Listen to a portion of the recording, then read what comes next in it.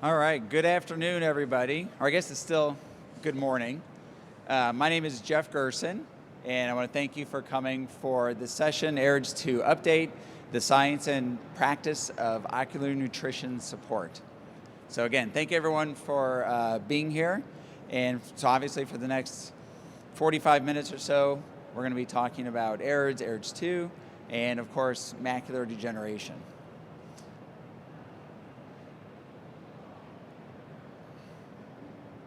All right, so first, just a standard disclosure slide. Number one, that Bausch Lomb is the sponsor of this program. The slides have been produced for it, were produced by Bausch Lomb as part of a promotional slide deck, and that this is not continuing education. Probably three things that you all probably already knew or figured, but it's important that we do point that out to you. All right, so I want to start off with a case and talk about macular degeneration from a patient perspective, the patient experience. So really our job is a couple-fold. First job is to identify macular degeneration when it's there, regardless of the stage, whether it's subclinical, early, intermediate, as is the case with this person, or potentially even wet AMD. That may be the first time we identify macular degeneration for our patients. But in this case, we have a patient that's a 61-year-old female that has been a smoker for quite a long time. And what we see here is someone with moderate or intermediate dry AMD. And what makes it intermediate dry AMD is the presence of any large drusen and or any pigmentary changes. And I think we can all agree that this is someone that certainly does have large drusen present. This patient's best corrected visual acuity is 20/25 in one eye, 20/30 in the other. And really, this is someone that has no other pathology, and so the 20/25 and 20/30 are because of the changes in their macula. So they're starting to have some change in vision due to their macular degeneration. So if this patient is new and coming to you, what's some advice that you may give them in regards to reducing the risk of their macular degeneration getting worse? Any ideas? Stop smoking, yeah. So that's probably the most important, yet the most difficult, right? So we've all talked to people about quitting smoking in the past, and most of us would probably agree that when we talk to people about quitting smoking, we feel like we're just sitting there banging our head against the wall, getting nowhere. But that doesn't mean that it's not worth doing. So that's a great first step, something to talk about. Is there anything else that we could talk to this person about in regards to reducing risk of progressing from intermediate dry macular degeneration to wet AMD? So the other one is starting a supplement. So what we know from AREDS1 and more recently AREDS2 and most recently from the 10-year follow-on data from AREDS2 is this person needs to be on the right supplement. And so what does that mean? Well, that's what I'm going to go over, and we will get to that. What is the right supplement formula for somebody with intermediate dry macular degeneration to be on? So really the goal is by the time we're done with this talk, that if I were to put this same patient up, that it's really easy to say, oh, that's easy. That patient needs to be taking this supplement or doing these things. So AREDS vitamin formulation, as I've already mentioned, as what we need to be doing for this patient, is something that is really well established in decades of science, and that there are literally over 20 years and nearly 9,000 patients worth of clinical data, clinical study as to what do we do for the patient on that last slide. And when I say about patients and trials and study, not done by a company, but done by the National Eye Institute. So when I talk to you about the data that I'm about to discuss with you, it's all based on clinical trials done by the National Eye Institute that ultimately says, here's what we need to do for our patients. This is the right formulation, the right mix of what needs to be in an eye vitamin for your patients with intermediate dry macular degeneration. So by the way, I should also point out, if anyone has any questions as we're going along, raise your hand and I'll come over to you. You can shout it out if you want, but I know it's kind of loud in here. But if you do have any questions, just kind of raise your hand. I'll come over and we'll answer the question. But it's more fun when you guys ask questions rather than me just going through the slides.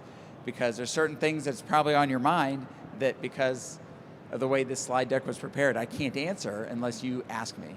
So that's why it's really important to sometimes ask questions so that we can talk about real clinical experiences that we all have.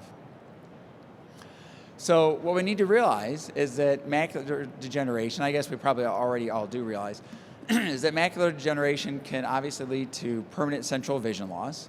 Sometimes people have fairly advanced AMD and have no vision loss, which is an important point, right? We can't wait till people start to lose vision to call it or do something about macular degeneration.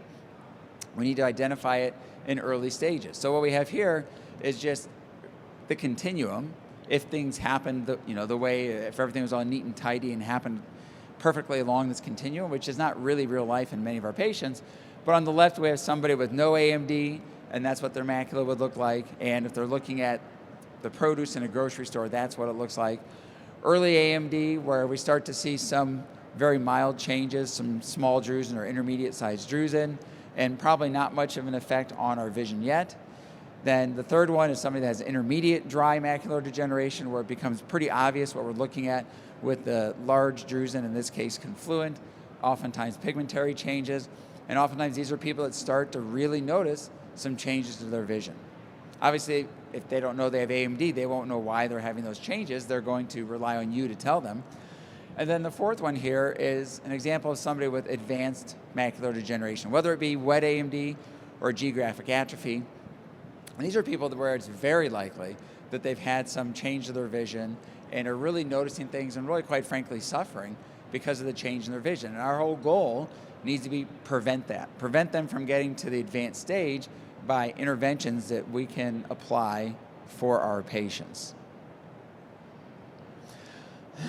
So I think we probably all know that AMD is the leading cause of blindness for anyone in this country over age 65, and we can see that it's not even close. That if we look at cases of blindness or legal blindness in that age group, AMD accounts for over half, and no other single entity accounts for over 8% or 8.5%, and that's cataracts, which are fixable. So if you go to the next disease process that's not fairly easily fixable, it's glaucoma at 6%. So a lot more vision loss or sustained vision loss in our older patient population from AMD than absolutely anything else. And that's part of why it's such an important topic, because not just it happens, obviously we want to know the prevalence of disease, but what's really more important and more important to our patients is, well, if they have something, is it going to cause them problems? Is it going to cause them to lose vision? And the answer in macular degeneration is yes. So let me ask you guys this. I'm just going to ask you to raise your hands. If you're comparing AMD in your practice and glaucoma, how many of you think you see more glaucoma in your practice than macular degeneration? Raise your hand. All right, so now I'm going to flip it just to see if you're paying attention. How many of you think you see more AMD than glaucoma? And the hint is everybody else's hand should go up. You guys are like smiling and looking at me and not raising your hand. You're not playing along at all. It's not very nice. Okay. So what about macular degeneration versus diabetic retinopathy? Which one's more? Does anybody have a sense in your practice? Well, let me give it to you this way. If your practice is similar to our country's demographics, which I understand everybody thinks their practice is special and different than anybody else's, but spoiler alert, it's not. So in your practice, you see 3 times as much macular degeneration, or 3 times as many people with macular degeneration as you do with glaucoma.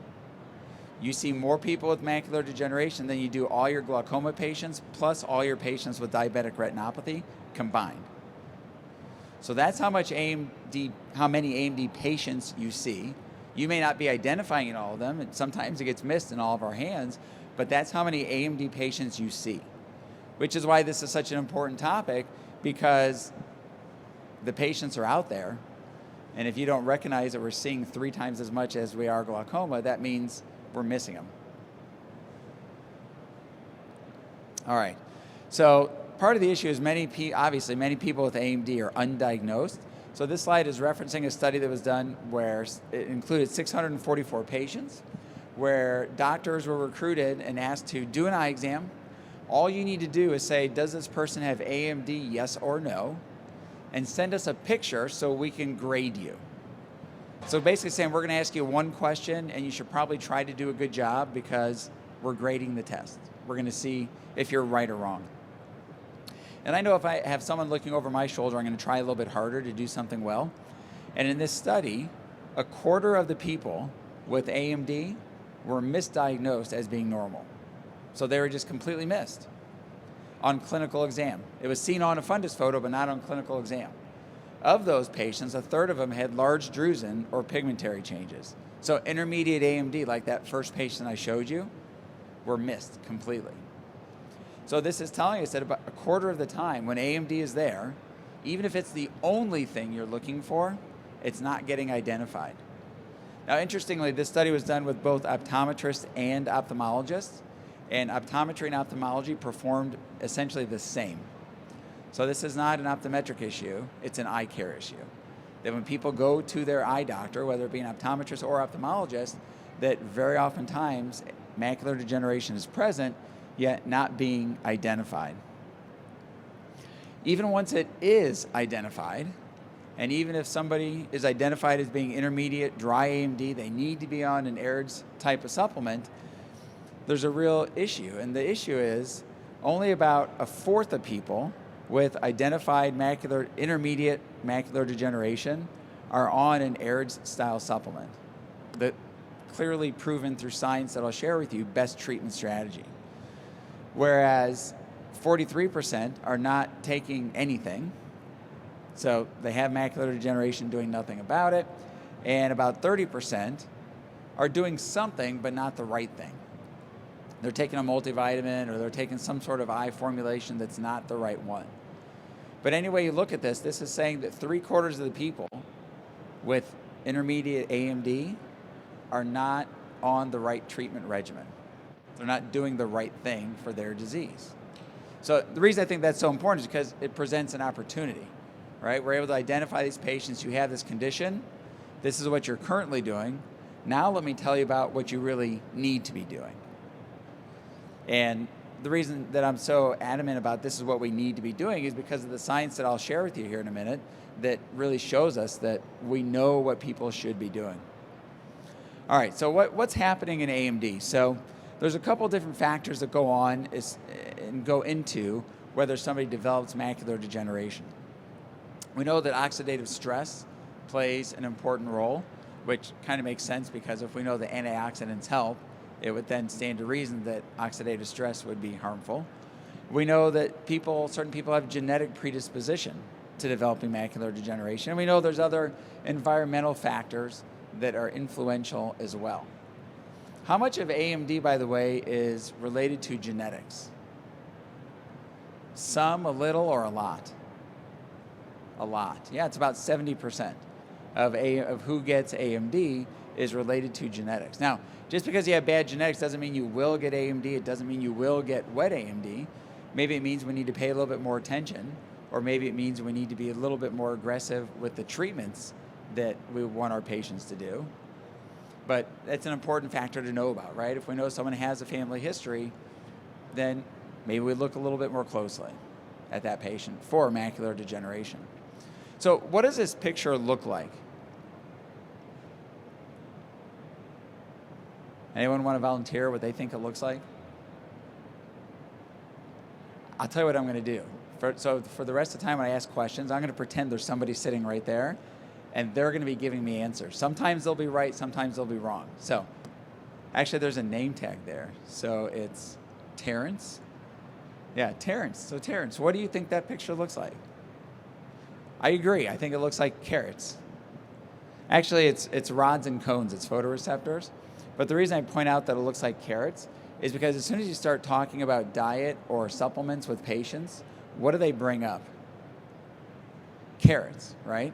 So people bring up carrots and they'll say, well, should I be eating carrots? Or at least you guys are staying. They're eating and running. Do you see that?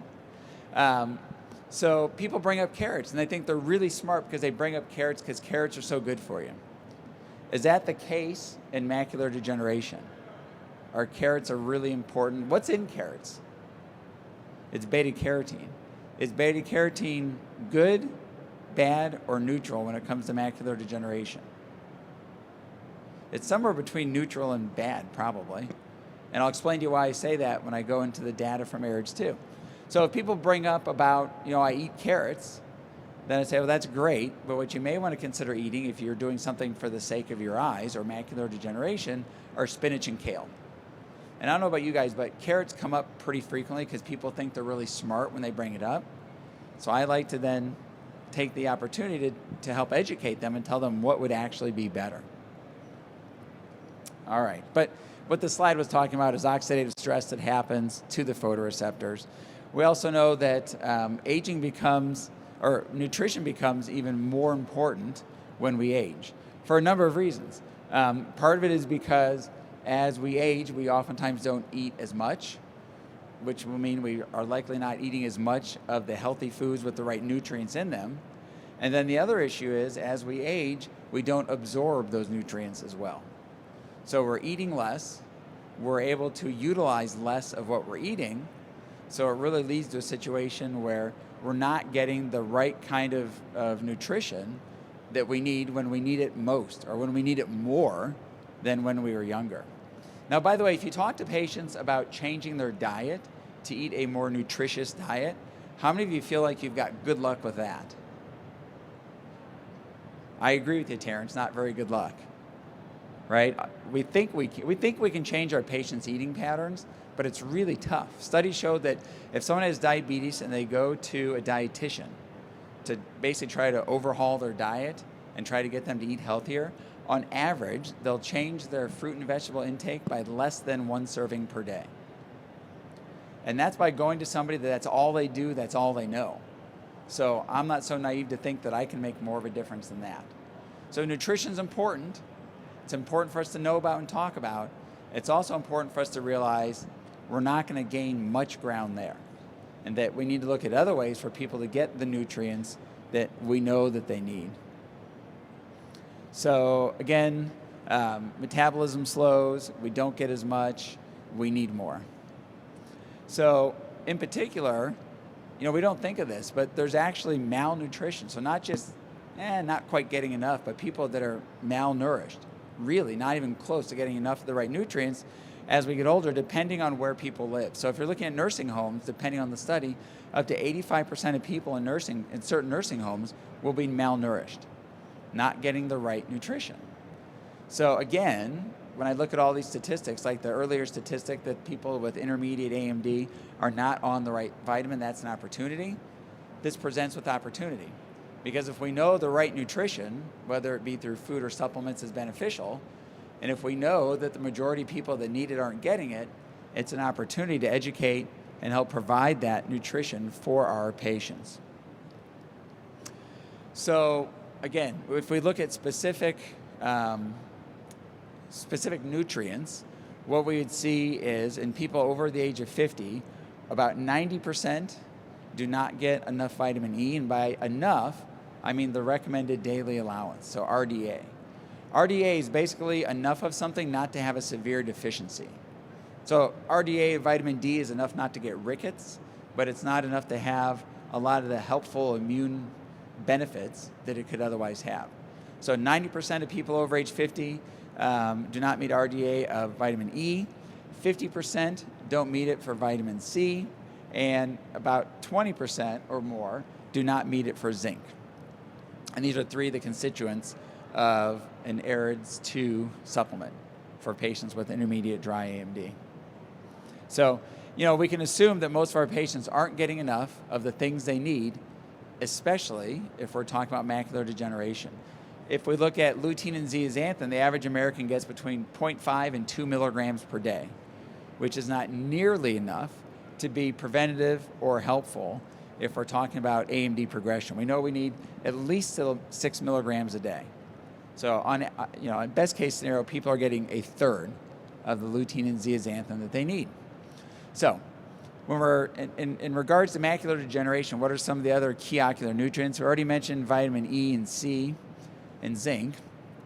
Lutein and zeaxanthin are extremely important, and as I just mentioned, oftentimes not gotten in enough quantity in the average American's diet. And then there's also fish oil. And there was some concern whether, or wondering, well, is fish oil important? Should fish oil be part of what we do for our patients with macular degeneration? And that's actually some of what AREDS2 looked at. So we'll go through that and we'll talk about whether fish oil is important from the perspective of age-related macular degeneration. All right, so from those nutrients comes the need for clinical trials. So first was obviously AREDS1, age-related eye disease study 1, and then more recently was age-related eye disease study 2, going in order. That just kind of makes sense. Again, I think it's important to point out that between these two studies, nearly 9,000 patients, over 20 years of data. So if you think about it, what other supplement, drug, almost anything do you prescribe to your patients that you know of that has had clinical trials that included almost 9,000 patients in over 20 years of clinical study? Exactly nothing. There's nothing that has this kind of track record. So it's really pretty impressive amount of data. So started in 1992 with AREDS, and then AREDS2, 10-year follow-on results were announced this year. So really the continuum goes from 1992 to 2021. So it's actually closer to 30 years than it is 20 years of clinical data. But so as to not overstate it, we'll say just only 20 years. But this is something that has been being studied for a very long time. All right, so how do you decide whether someone has intermediate dry AMD? Because that's ultimately who was shown to benefit in the AREDS1 study and the only people that were included in the AREDS2 study. So to have intermediate dry AMD, you have to have large drusen and or pigmentary changes in at least one eye. But there's a very simple way to grade your AMD patients to help determine their risk of getting worse, of developing wet AMD. So it's called the AREDS simplified scale. What you do is you look into each eye and you say, are there any large drusen? Each eye, so right eye, if yes, that's 1 point. Left eye, if yes, that's another point. So the drusen question, maximum of 2 points. Does this patient have any pigmentary changes? Again, right eye up to 1 point, left eye up to 2 points. When you're playing this game, it's kind of like golf, not bowling. You want a low score. But let's say someone has large drusen and pigmentary changes in both eyes, their simplified score is 4. If they have neither in either eye, their score is 0. I almost said 1. It's 0. Okay? So what does that actually mean? Well, let me show you. So if somebody scores 0 points, their risk of converting to wet AMD in the next 5 years is about 0. If somebody has 4 points, then their 5-year risk is about 43%. Then obviously the number's in between. That's a big difference, right? If somebody has 0 risk of something happening, how concerned are you going to be? Not very. If somebody has over a 40% chance, how concerned are you going to be? I mean, that's almost a flip of a coin, right? If you think about it that way, that then in my mind, if you compare something to flipping a coin, to me that means you have to assume it's going to happen as much as not, because you really can't control it unless you're doing something about it. So this is if we're talking about natural history without doing anything about it. So obviously we want to take those patients with more than a 0% chance and do whatever we can to lower it. So that's what the AREDS study set out to do. And when they first categorized their patients at the beginning of the study, they put them into one of essentially 4 categories. No AMD, early, intermediate, or advanced. And then within advanced, it was either geographic atrophy or wet. And what AREDS set out to do was, AREDS1, can we supplement these patients and try to prevent them from getting worse?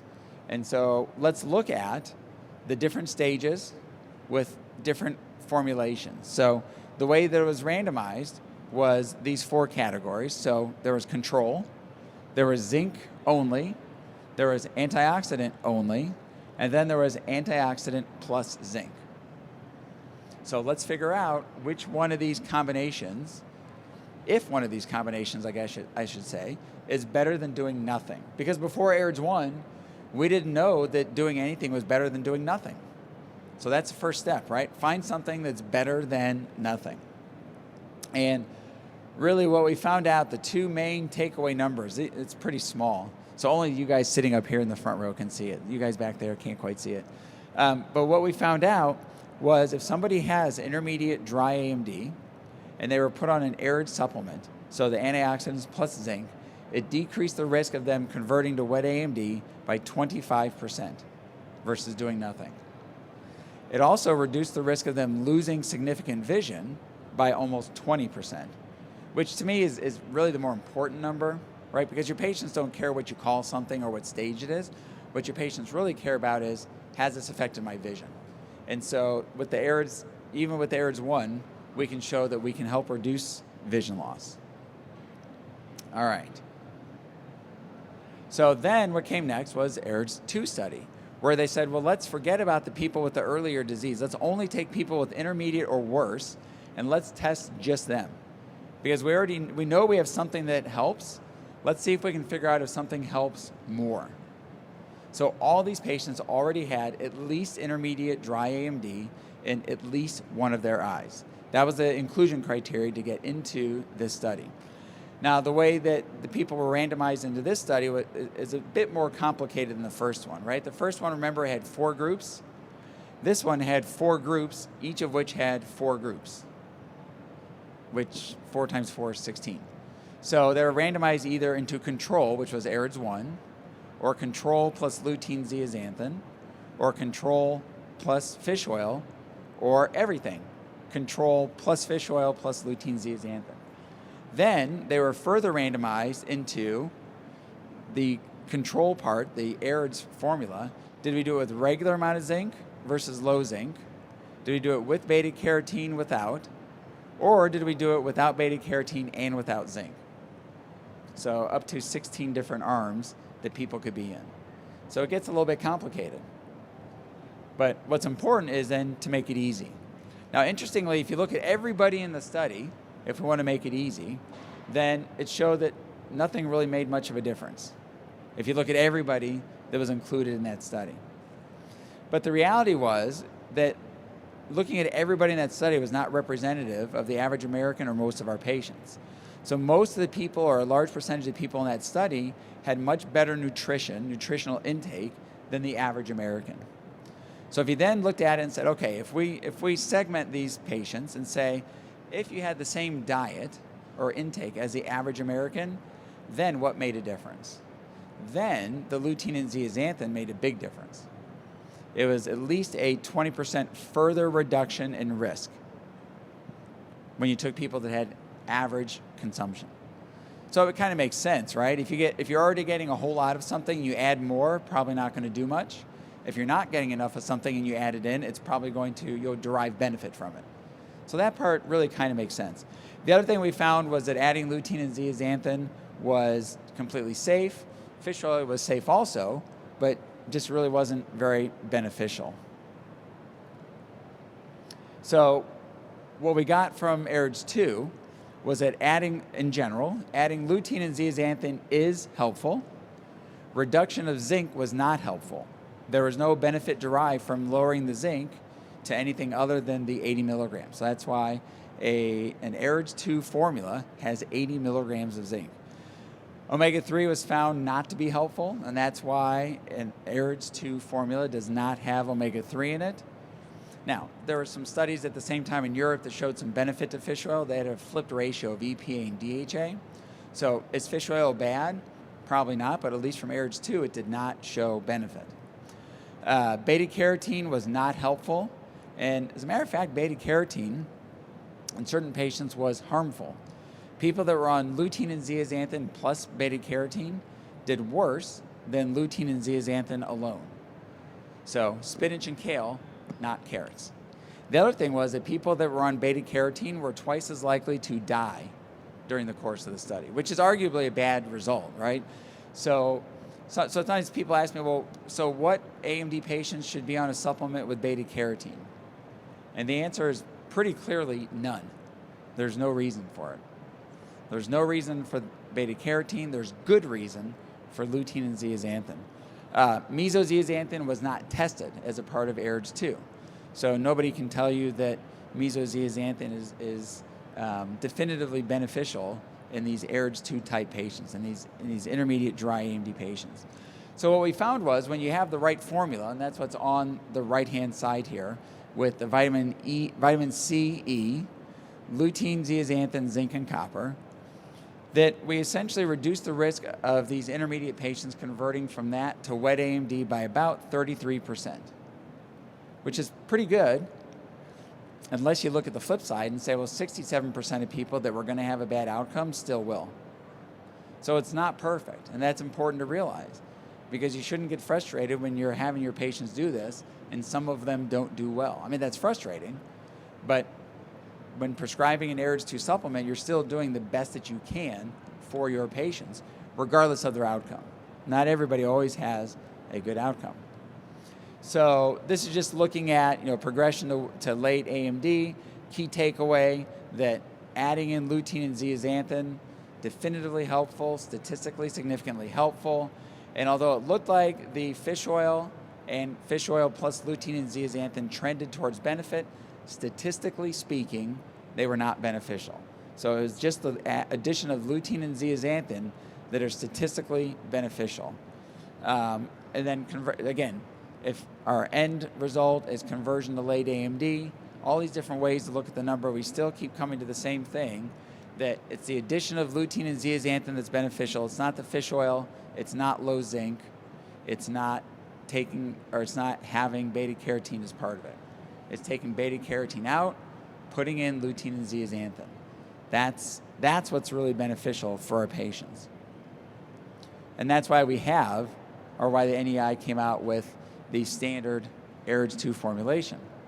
So what's different this year than if I would have talked about this last year was the AREDS2 follow-on study. So the AREDS2 initial results were after 5 years, which is great, but I hope that my patients live longer than that. So now what we know is what works after 10 years. And so the AREDS2 study was continued for a certain subset of patients. So they were followed for 10 years, over 3,000 patients. And again, it was looking at, let's look at if the lutein and zeaxanthin are still beneficial. Let's see if fish oil still doesn't help. And by the way, let's also see if it's still safe, because that's pretty important too, especially if you're committing somebody to essentially a lifetime of a supplement. All right. So the bottom line of what these fancy slides look like showing statistics is even at 10 years out, adding lutein and zeaxanthin reduces the risk of converting to late or advanced macular degeneration. Fish oil did not. Lutein and zeaxanthin plus fish oil did not have that same effect. Lowering zinc did not.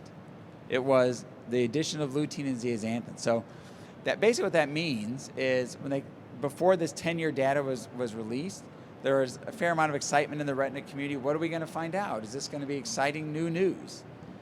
And it's kind of a letdown on one hand that, well, gosh, the same thing that we found out 5 years ago works, still works after 10 years. That's kind of boring. But what's actually kind of exciting is it still works. 10 years out, it's still working as well as it did at 5 years. And what's also exciting is that there's no safety issues even at 10 years. So that now you know that you comfortably can commit somebody to a supplement protocol that should be working for at least 10 years and won't be causing them harm over that same period of time. So it's efficacious and it's safe, which are really the two main things we need to look at in any treatment or anything we do for our patients. Does it work, and does it have the potential to harm? In this case, the answers are yes, it works, and no, that there's very low potential for harm. And then this one is just showing how important it is to take out the beta carotene, that there's a difference between putting in lutein and zeaxanthin versus lutein and zeaxanthin without beta carotene. So it confirms taking beta carotene out is in fact important. Now this slide is showing that it's important from the perspective of it being efficacious. And this one is talking about important to take the beta carotene out because of safety. So people that were on beta carotene were, again, did not do as well as far as vision or conversion to wet AMD. They were more likely to develop lung cancer, almost twice as much lung cancer, and again, more likely to die. So lots of reasons why not to have beta carotene in a supplement. Now remember earlier I mentioned about carrots and spinach and kale are better. So carrots aren't all bad, right? Carrots are a vegetable, and there's more to carrots than just beta carotene. So I don't want you to think that I'm suggesting tell your AMD patients don't eat carrots. What is important is for them not to think that, well, if I eat carrots, that's all I need to do. That there are better things than just eating carrots for your eyes, whether you have AMD or not. But especially, we know, based on study data, for our patients with macular degeneration.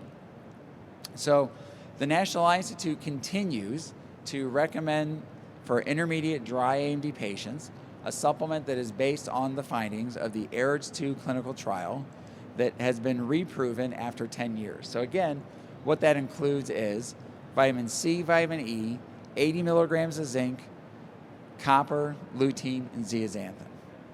That's an AREDS2 formula. And for your patients with intermediate dry AMD, that is what they need to be taking. And so really what these studies have done is they've really helped to kind of simplify this for us, because it's pretty easy to follow something when it works for a long time, it's safe, and it's been tried in a whole lot of people. So we absolutely know what we need to be doing, and it makes it easy for the National Eye Institute to be able to make recommendations. So this is the American Academy of Ophthalmology, again, just kind of agreeing with the National Eye Institute, saying that we need to be using an AREDS2 type supplement for our patients with intermediate dry AMD. Also kind of pointing out that patients with AMD, or especially with intermediate AMD, we should be seeing them more frequently than our healthy patients. That just kind of makes sense, right? There's every reason in the world to be seeing AMD patients more frequently than somebody that does not have it. So let me ask you a question. If you have a patient with intermediate dry AMD, how often do you see them in your office? How many of you would say once a year and that's enough? How many of you would say twice a year, that's enough? How many of you would say some of them I see 3 or 4 times a year? All right, so let's say you have somebody that has glaucoma and is on a drop for glaucoma. How many of you would say seeing that patient once a year is plenty? How many of you would say twice a year is plenty? How many of you would say 3 or 4 times a year? How many of you didn't say anything and still are not saying anything? So the point I'm trying to make is most of us are more aggressive about seeing glaucoma patients 2, 3, 4 times a year than we are AMD patients. But if you think about it, how long does it take for a patient with glaucoma to have a visually significant change in vision? Is it days, weeks, months, or years? It's not days or weeks, right? It's months or years. If someone has AMD, how long does it take them, potentially, to have a visually significant change in their vision? It could be days or weeks. And so I think what I'm trying to instill is just the idea that our AMD patients, we need to be monitoring them more frequently with whatever we're doing, whether it's clinical exam or OCT or dark adaptation or whatever it is. But we also need to make sure that we're aggressively providing them the best options for what they can be doing about their AMD, because it could change literally overnight. And so we need to be paying attention to what we've learned from these studies and making sure that our patients with intermediate dry AMD are on an AREDS2 supplement. So first step is we need to recognize the disease and recognize that our patients want essentially a simple answer. Our job is to then suggest something for them to do and to make it a very specific suggestion, recommendation, prescription, right? It can't be, well, I want you to take a vitamin. It can't be, I want you to take an eye vitamin. It needs to be, I want you to take this vitamin. Or here's a coupon for the exact vitamin that I want you to take. Or I'm going to order you this exact vitamin. Because otherwise, we lose all control, right? People just go into the store and buying a vitamin. More likely than not, it will be the wrong one, as shown in the graph earlier, that there are far more people that take the wrong thing for their AMD than take the right thing. And there's more people that take nothing than the right thing. So that's why it's so important that we let our patients know you need to do something, step one. Step two is do the right thing. And here I'll make it very easy for you. This is what you need to take. So it needs to be something that we make very, very easy for our patients so they know exactly what it is that we want them to do.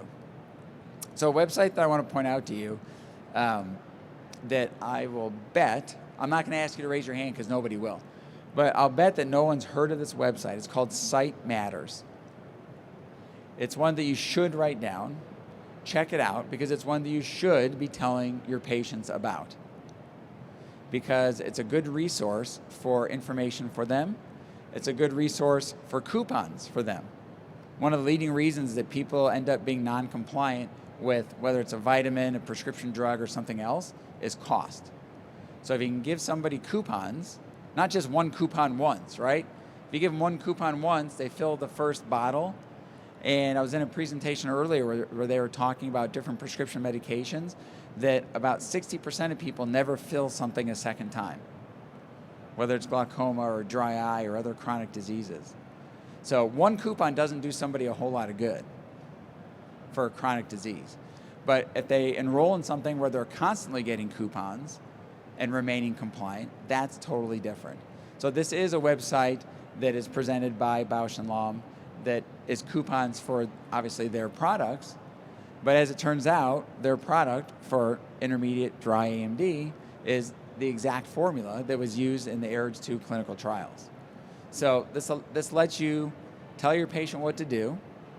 It gives you a resource for them that provides them with coupons so that they can and hopefully will continue doing what they need to do long term. So that's why I think this is such an important website, because it provides the opportunity for people to do what they need to long term, not just short term. So again, that's probably the one thing that I would tell you to write down and to check it out. If you give somebody a sample of a supplement from Bausch Lomb, in there's a little information sheet about Sight Matters. And so it tells your patients, go to sightmatters.com. If you don't want to go online, just call this phone number and they'll set you up with coupons. So it makes it very, very easy for patients to be able to know what to take the right thing, and remain compliant long term, which is a really, really important thing. Because if someone only goes and gets and utilizes one bottle, then you're not really providing them any real benefit for a chronic condition like macular degeneration.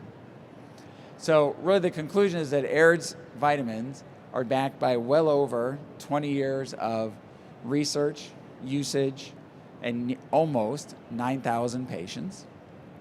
We know that they work, we know that it's safe, and we know that it's an very established way to help your patients with intermediate dry macular degeneration from converting to wet AMD and oftentimes therefore losing vision. All right, so I think that might be the last slide, but does anybody have any questions or comments? Yes, sir. Finally. People with a family history of AMD that don't have AMD often ask if they should be taking supplements. What do you recommend? Yeah, so if someone has a family history of AMD but they don't have it themselves and they're asking, Doc, what can I do? So step one is lifestyle. So lead a healthy lifestyle, try to exercise, don't be obese, don't smoke, eat more fruits and vegetables, less refined carbohydrates. I talk about that because that's something they've heard from every other doctor they've seen, so it makes it an easy conversation starter. From there, then I think that a correct answer is either take a multivitamin or take an eye-specific vitamin. They do not need to be on an AREDS2 supplement. An AREDS2 supplement for that patient is overkill. There's no reason for it. What I would tell you is make sure that it's something that's carotenoid-based, that has lutein and zeaxanthin, because those are two things that we know are beneficial in even other ways other than just preventing AMD. They actually help people see better, and we know they're safe in everybody. So, what do I use? So for that patient, I use Ocuvite 50+, because that's something that's over-the-counter, easy to get in all the stores, reasonably priced, and has the lutein and zeaxanthin in it. Yes. Hang on. I can't hear you. Hang on. Are there new handouts for the patients available? Are there new handouts for patients available regarding what? On the payments. Oh, an AREDS, like AREDS2 study. I don't know that there's anything new yet. I know there's new handouts that are being created after the 10-year results have come out. What I would tell you to do is go to the Bausch Lomb booth and ask them if they have handouts. What I would tell you, for me, what's way more powerful than a handout is a sample with Site Matters information inside of it. Because almost anything that you would want on a handout is on Site Matters. So then it's just one thing instead of having to give them two. Any other questions? No? All right, so thank you for coming. Thanks for playing along with some of the questions that you asked. I appreciate it. I'll stay up here if you have any questions afterwards.